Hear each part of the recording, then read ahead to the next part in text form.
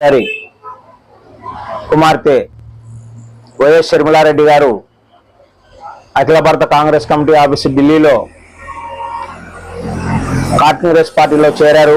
వారిని సాదరంగా ఆహ్వానించి మా అఖిల భారత కాంగ్రెస్ కమిటీ అధ్యక్షులు మల్లికార్జున ఖార్గే గారు శాల్వా కప్పి వారిని సత్కరించారు. ఆ తదుపరి రాహుల్ గాంధీ గారు కూడా వారిని శాల్వాతో సన్మానించడం జరిగింది. మరి ముఖ్యంగా ఇది ఒక శుభ పరిణామంగా భావిస్తున్నాము. ఎందుకంటే 2024 ఏప్రిల్లో జరగబోయే ఎన్నికలలో కాంగ్రెస్ పార్టీకి మళ్ళీ పునర్వైభవం వస్తుందని చెప్పి ఆశిస్తున్నాము.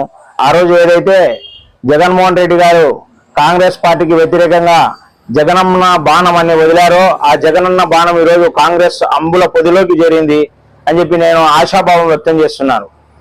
అదే బాణంతోనే కాంగ్రెస్ పార్టీని 68 సీట్లతో ఆంధ్రప్రదేశ్లో